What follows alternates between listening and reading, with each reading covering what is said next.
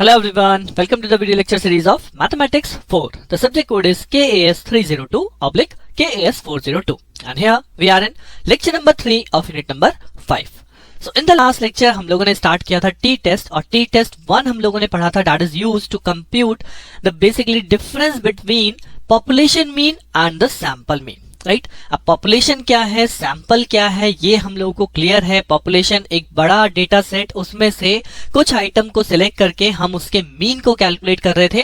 So that sample mean is equivalent to population mean or not.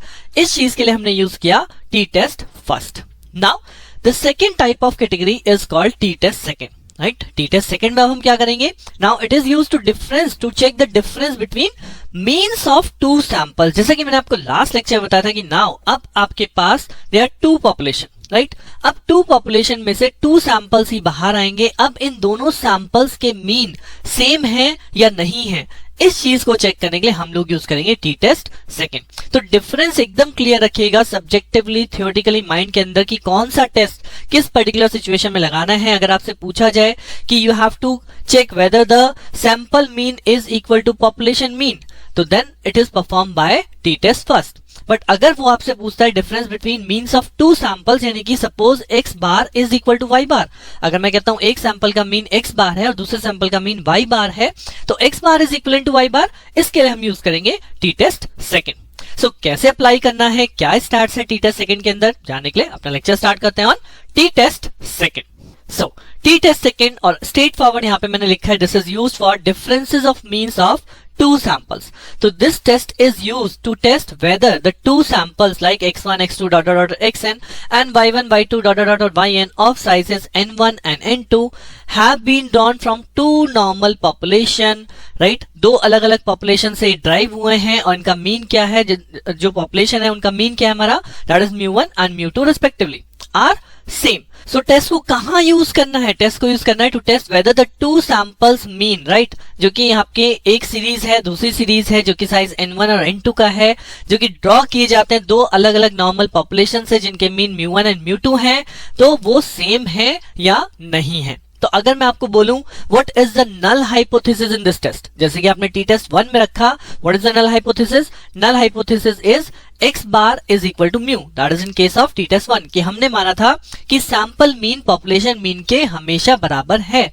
Same case यहाँ पे है. अगर आप टी टेस्ट 2 के अंदर आते हैं तो what is our h not.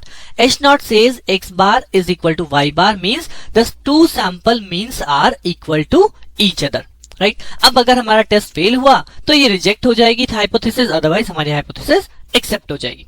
And the second main important point जो इस टेस्ट के अंदर बोला जाता है, test perform under the assumption that the two population variance are equal. जी हाँ, यहाँ पे माना गया है जो दोनों पॉपुलेशन हम मान रहे हैं, जहां से हमने दोनों सैंपल को पिकअप किया है, उन दोनों सैंपल का पॉपुलेशन वेरिएंस यानी वेरिएंस सिग्मा 1 और सिग्मा 2 इक्वल है. If you remember last lecture मैंने आप लोगों को बताया था कि टी टेस्ट जब हम यूज करते हैं तो हमें पॉपुलेशन वेरिएंस अननोन होता है.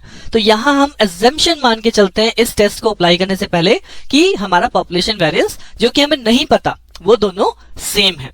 यही यहाँ पे एक पॉइंट भी है जिसको फर्दर क्रॉस चेक करने के लिए आप आगे पढ़ोगे, that is called F test. कि जो हम यहाँ पे अजम्पशन कर रहे हैं, अगर वो अजम्पशन ही गलत हुआ, राइट, हमने तो मान लिया बट एक्चुअली वो अजम्पशन है ही नहीं, मतलब दोनों वेरिएंस इक्वल है ही नहीं.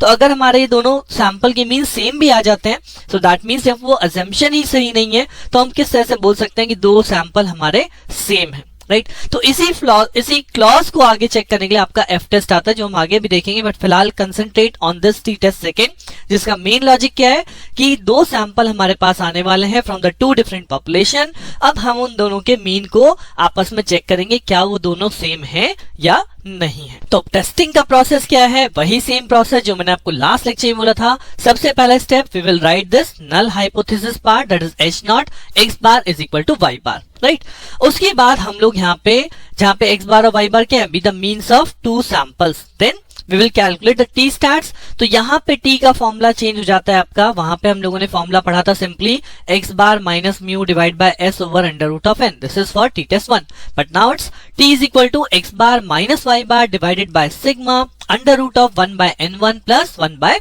N2, where what is sigma? Sigma is called population parameter, right? Population standard deviation को हमने sigma से represent किया था, तो यहाँ पे sample standard deviation नहीं है, small s का मतलब क्या था? Sample standard deviation, बट यहाँ पे sigma है, this is population standard deviation. अब x bar, y bar, these are the mean, n1, n2, these are the sample size, but where is sigma? तो sigma is calculated by this formula कि sigma square is equal to n1 s1 square plus n2 s2 square divided by n1 plus n2 minus 2, where small s1 s2 क्या होंगे? These are called sample standard deviation. और अगर हमें directly s1 s2 नहीं given है, so we'll calculate this sigma square by this formula कि summation x1 minus x1 bar whole square plus summation x2 minus x2 bar whole square divided by n1 plus n2 minus 2, ये आपको value मिलेगी sigma square की, right? So ये calculation, जैसे कि मैंने आपको पहले ही बोला था, आपको फॉर्मूला यहाँ पे याद जरूर रखने पड़ेंगे क्योंकि आपको यहाँ पे कैलकुलेट करना है. तो this is our second step जहां पे अल्टीमेटली हम इस t को कैलकुलेट करते हैं. And in the third step we will compute the tabulated value at degree of freedom. तो what is the degree of freedom over here? Since now we have two samples, right? n1 and n2. So अगर आपने last time याद हो, last test में हम लोगों ने पढ़ा था n-1 is the degree of freedom. इसी तरह से अगर मैं सेकंड सीरीज के लिए बोलूं n-1 is the degree of freedom, तो इन दोनों को अगर हम ऐड कर दें तो that is the complete degree of freedom, that's n1 plus n2 minus 2. तो टी टेस्ट सेकंड के लिए डिग्री ऑफ फ्रीडम हम ये चूज करेंगे.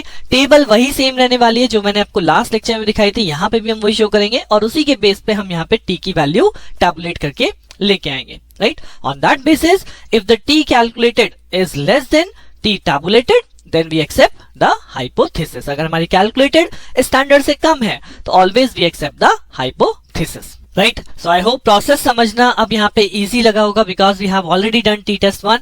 तो अब स्ट्रेट फॉरवर्ड इसकी प्रॉब्लम्स देख लेते हैं. प्रॉब्लम्स कैसे बनती है? तो here is question on your screen that the two samples of sodium vapor bulbs were tested for length of life and the following results were got.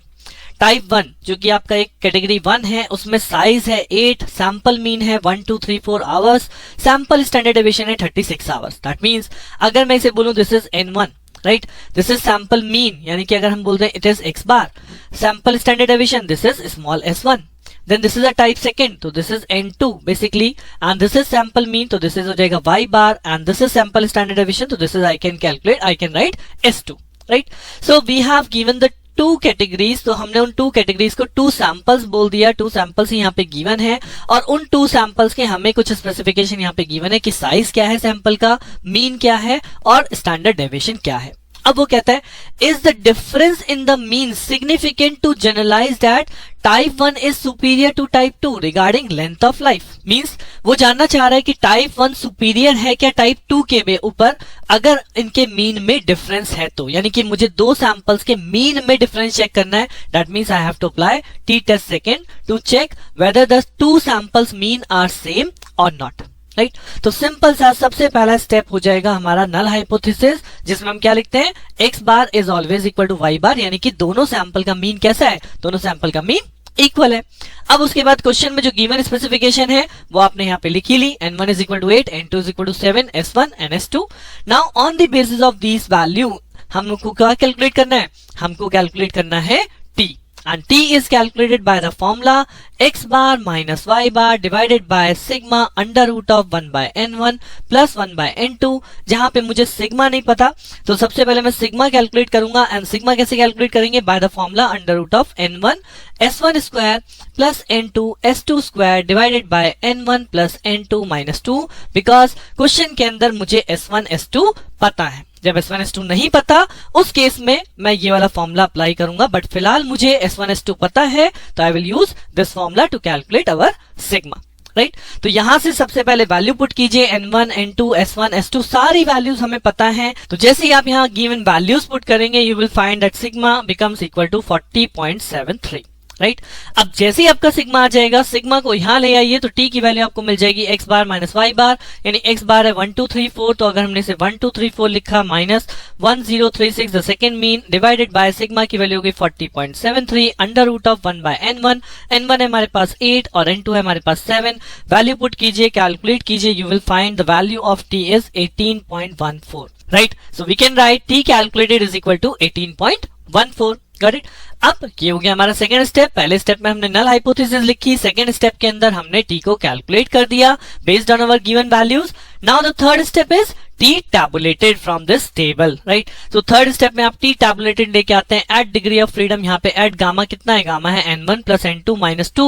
तो अगर यहाँ पे रखेंगे 8 plus 7 minus 2 it becomes 13. तो यहाँ पे देखिए डिग्री ऑफ फ्रीडम 13 कहाँ पे? डिग्री ऑफ फ्रीडम 13 यहाँ पे है और हम बाय डिफॉल्ट कौन सा कॉलम यूज करते हैं? वी विल यूज दिस 0.05% यानी 5% वाला कॉलम हम यूज करते हैं. तो 13 के सामने और 0.05 के नीचे ये आपका 2.16 is the value. So t tabulated value बनेगी 2.16, राइट? That means now this is the third step. तो what is the fourth step? क्या मेरा t कैलकुलेटेड और t tabulated से बड़ा है या छोटा है, यानी कि greater or less? तो t calculated value 18.14, tabulated 2.16, that is t calculated is greater than t tabulated, hence H0 is rejected. यानी कि दोनों सैंपल के मीन में डिफरेंस है, हम उसको एक्सेप्ट नहीं कर सकते, राइट? जैसे हम जनरली बोलते हैं ना कि यार 30 मार्क्स आए या 31 मार्क्स आए, राइट? तो these are the two same, मतलब बहुत ही नियर वैल्यूज है, दोनों हम सेम भी ट्रीट कर सकते हैं. लाइक जस्ट सेम केस, किसी के 99 है और किसी का 91 भी है, तो हम बोलते हैं you are on the same cadre. तो वही सेम चीज है कि हम जो डिफरेंस देख रहे हैं वो डिफरेंस बहुत ज्यादा नहीं होना चाहिए. उसी चीज के लिए हम यहाँ पे 5% लेवल ऑफ डिफरेंस यानी कि 5% डिफरेंस को हम एज्यूम कर रहे हैं कि इतना मार्जिन हम दे सकते हैं, राइट? तो ये चीज आप चेक कर रहे हो यहाँ पे, इसके लिए आपने चेक किया कि दोनों सैंपल के मीन जो आपको यहाँ पे दिख रहे थे, यहीं से मुझे दिख रहा था कि दोनों में डिफरेंस है. बट क्या ये डिफरेंस इतना है कि मैं इसे बोल सकता हूं कि ठीक है इट विल बी एक्सेप्टेबल और नॉट?